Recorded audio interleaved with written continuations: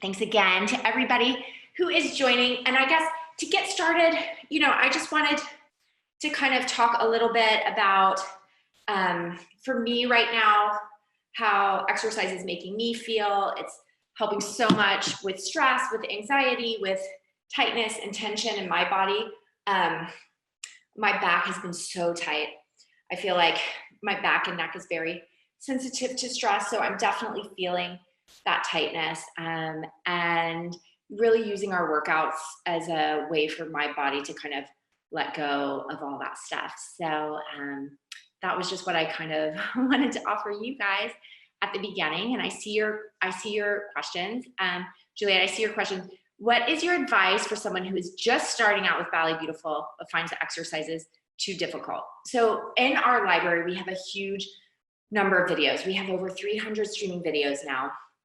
So we have really the best place to start if you're at a beginner level is with our introductory series.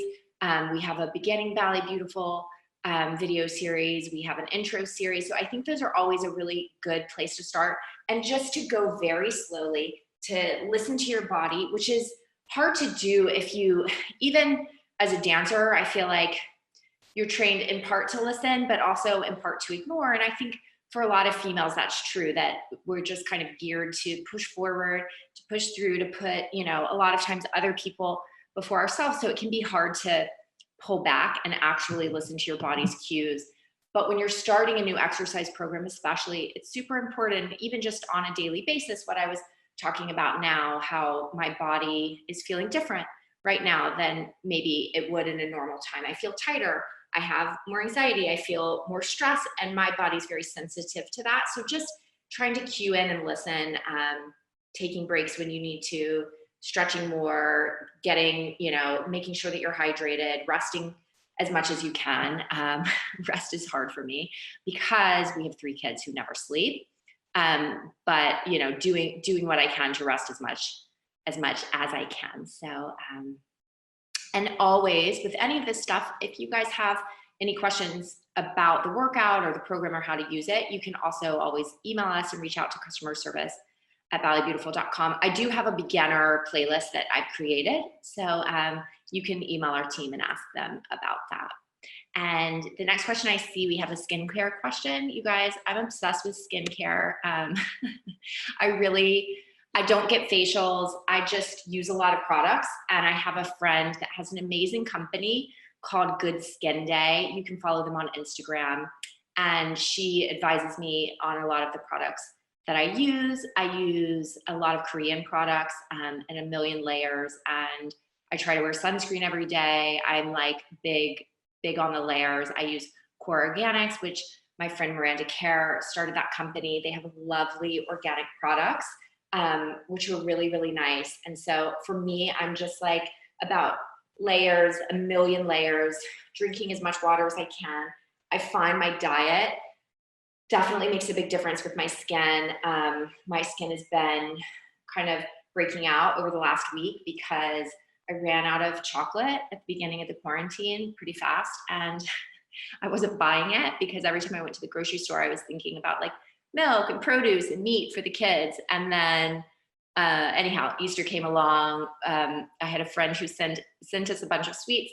I started eating chocolate and my skin started breaking out. So I think for me, there's a big correlation between my diet, how clean it is, and how my skin looks. Also, that's one of the reasons why I'm drinking green tea instead of coffee right now. I had coffee this morning, and I'd like to have more coffee, but I find my skin looks a lot better, and I feel a little more energized when I'm drinking green tea. Kind of is my second round of caffeine because I do drink a fair amount of caffeine. So for me, that's the skincare. It's like a million layers and finding really nice hydrating products. I'm always very thirsty. If you have done these live streams with us, you probably have noticed how much water I drink. So I really recommend, and I find that I drink a lot more water when I have my big water bottle with me and just totally like keeping up with it the whole time. Let's see. So I see a question about getting muscles, like building up muscle on the leg.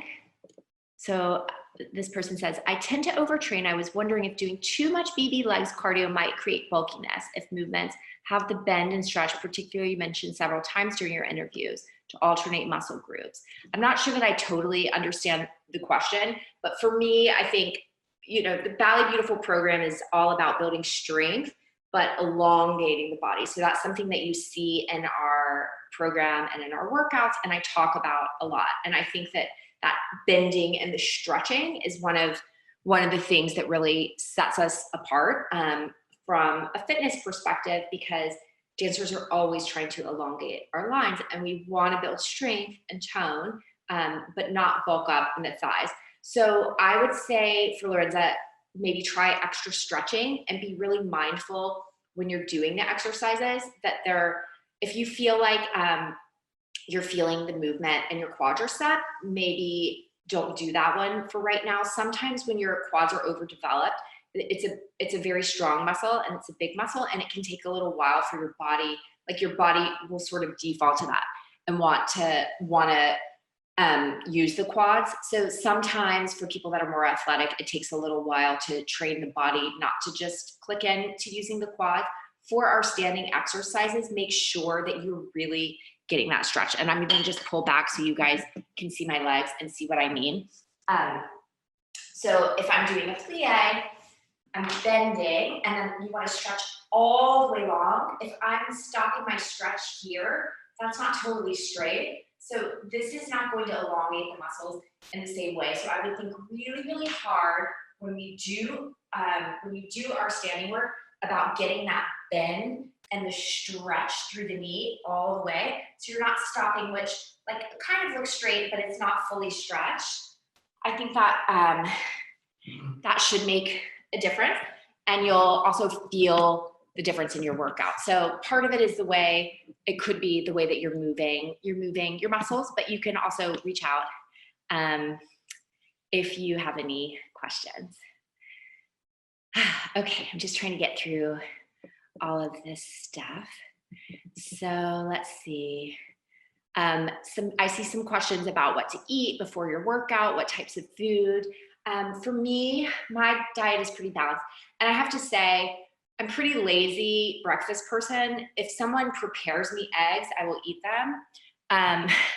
But I hate fixing eggs for myself in the morning. So if I'm fixing my own breakfast, I will probably, the thing that I like the most is like old-fashioned oats, slow cooking oats. I find the steel cut, the Irish oats, I love them, but they're a little bit too slow and I don't have the patience. So usually I'll cook slow cooking oats.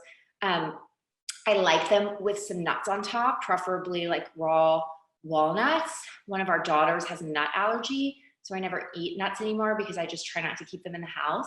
But that would be my preference, and then some fresh fruit. And I just go with whatever's in season. Right now, I've been eating because I'm, thinking about our immune system and how to stay healthy. So I'm eating a lot of citrus right now, and trying to eat grapefruit. Sometimes my body doesn't want all that acid in the morning, and I'll have the citrus in like the afternoon. Sometimes the kids want to have grapefruit for dessert at night, which blows my mind, but I'm really excited about it. I find like citrus, I really enjoy eating citrus actually after like Italian food or something that's a little bit heavier because it's quite fresh and nice. So I'm just, if I have fresh berries, I will eat fresh berries in the morning. But now, especially, we're going to the grocery store less frequently. So I'm just trying to think about what I have, what's fresh. If it's a pear, then I'll have it with a pear. If all we have is apples, then I might have an apple. If we have citrus and I haven't had too much coffee and my stomach feels like I can handle the acid of a coffee and grapefruit, then I'll have that. But always usually I have some sort of whole grain carb in the morning, and I think oatmeal is like the easiest and the healthiest.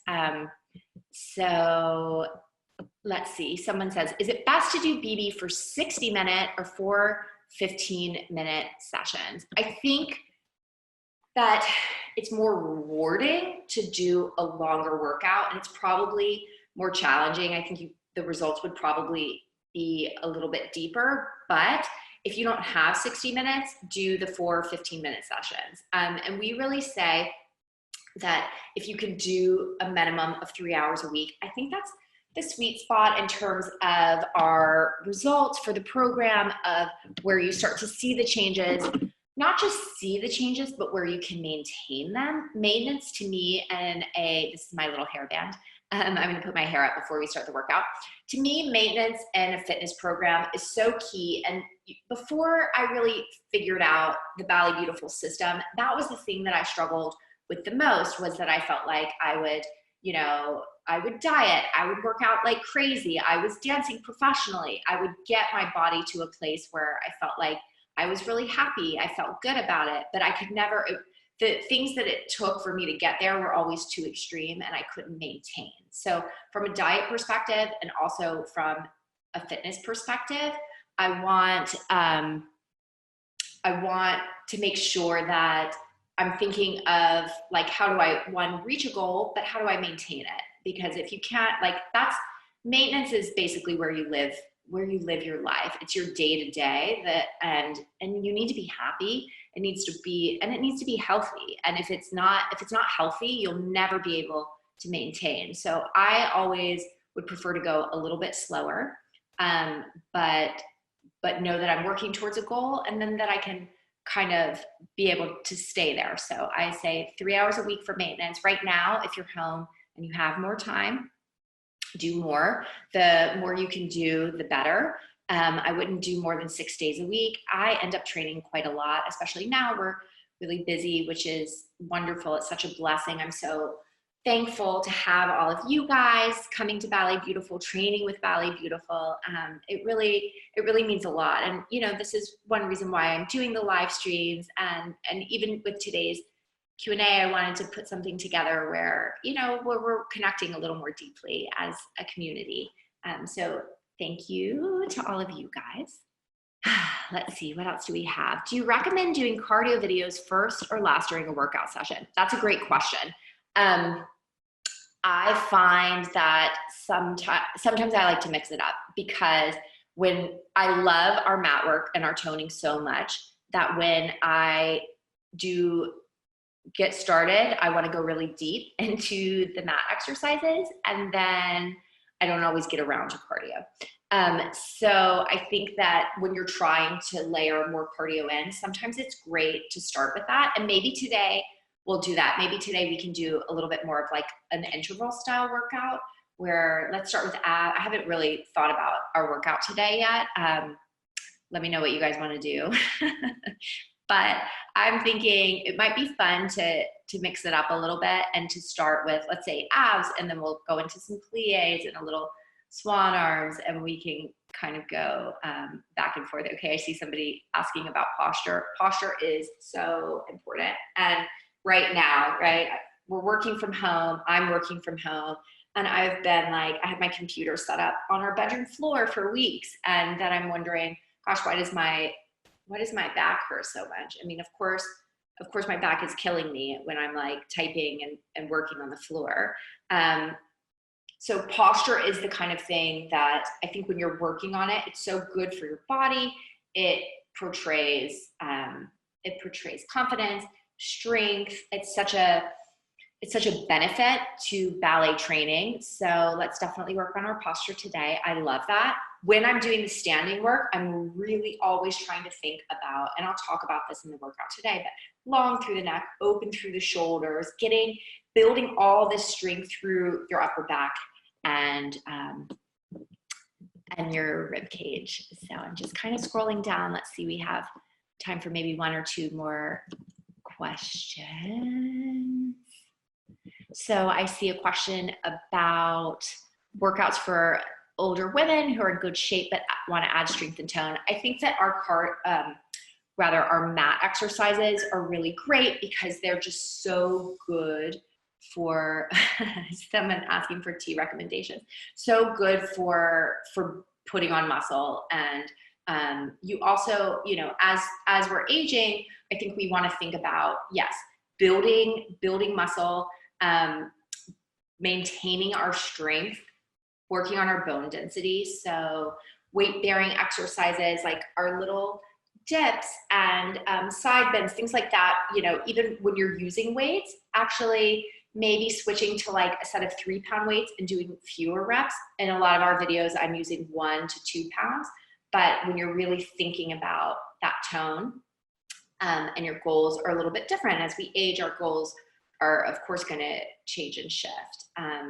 So I would say experiment with that and see how it feels. But I think our mat work is excellent. And, you know, some of the more simple things like our lunge workouts, which if you don't feel as steady, I know that like my mom, for example, is in her mid-70s. She doesn't have the same balance that I have. So if she's doing some of our like lunges or plie, she's gonna wanna hold on to something. So, you know, if I'm doing a workout where my arms are out to the side, you can do that workout holding on as you start to build strength. So never hesitate. You know, you don't wanna push too far with what you're doing, but don't be afraid to make modifications that feel right for you. Okay, so I think we have time for one more. Okay, see the healthy snack question, which I get a lot.